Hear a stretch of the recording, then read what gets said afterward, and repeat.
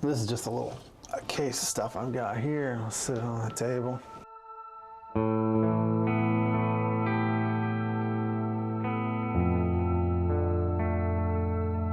Really, what it was this. I mean, this is a sword. For the young man from Muleshoe, Where did you find that? This was found outside of Springdale Air Base. the past has always offered a very powerful appeal. My love for history is really deep. A craving for the bygone that Colby Lanham could never satisfy with just books. So he became a hunter, A good metal is high-pitched. combing the earth for relics of lives come and gone, This is a Roman, what they call a dagger shape. and finding plenty. You'd slide your dagger in it and then tip the dagger would sit inside here. When service in our nation's Air Force brought Colby to an air base in Germany, his harvest turned bountiful. If you have that much history, you can literally just kick the soil with your foot and you'll find something. It was while trolling the forests and countryside with the blessing of local archaeologists Here's a fixture that some hoses would have went on. that Colby Lanham unearthed a discovery that would alter his young Here's a life. 50 caliber slug. And we're kind of digging around and moving the dirt, and there's bullets, and there's glass, and there's all types of objects. And it's obvious that the plane had crashed there. Colby and his companions had stumbled across the final resting place of an American B-24 Liberator. A heavy bomber likely lost in the Second World War near Stuttgart. It was already slightly dug.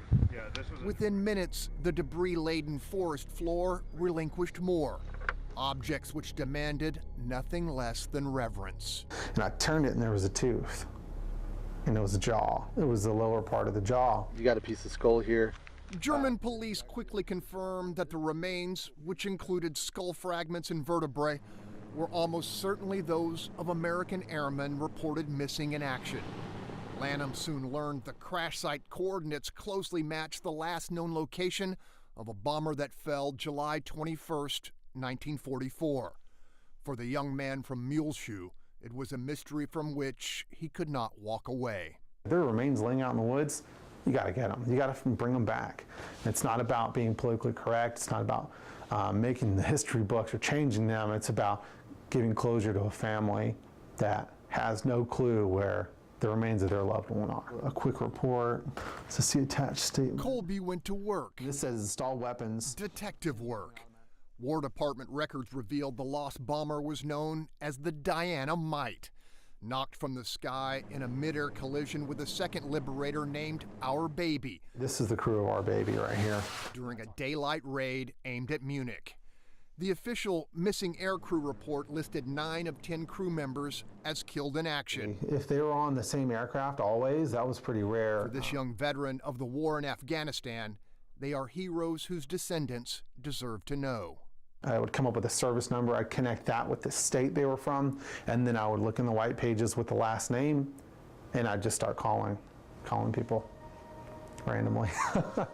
Those calls, thousands of them, produced connections. Family members of the lost who offered with their gratitude, letters, and recollections. And I'm reading all these letters, and it fills you up with tears because it's like the saddest movie you've ever watched, knowing the ending.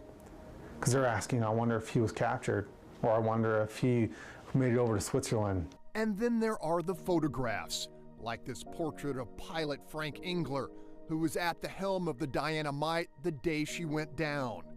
His was a veteran crew, within 4 missions of the 25 needed to earn a ticket home. They really took care of each other. And even in the family's letters, back and forth, they're saying, well, I met your son in Fort Worth, and he was a great kid. And they looked after each other. This is where the story turns disappointing. After handing the remains over to the military's Joint POW Accountability Command, Colby later learned there would be no official search for more remains. Turns out JPAC was sticking with a 1947 Army investigation which claimed all the bodies of the Diana Mite crew were accounted for and buried by the Germans. Case dismissed. I think they were overwhelmed, and they wanted to give the family closure, and they wanted to put it behind them, and I think they left the majority of the bodies out there. And for Colby Lanham, that's unacceptable. each of the Diana-mite families has eagerly offered DNA to match against the newly uncovered remains. That means a lot to me. In the meantime, the finder keeps the faith. On his wrist, a hero bracelet, a constant reminder of the Diana-mite and the brave men who didn't make it home. Their mission is over. His remains. A calling from these guys to close the book once and for all, but to do it the right way and not just close it because people are tired of hearing from me. Do it the right way and solve the mystery. So in the shadow of a liberator, in a nation which endeavors to leave no man behind, Colby calls on his country to care about that commitment and bring home its brave. In San Antonio, Greg Groogan, Fox 26 News.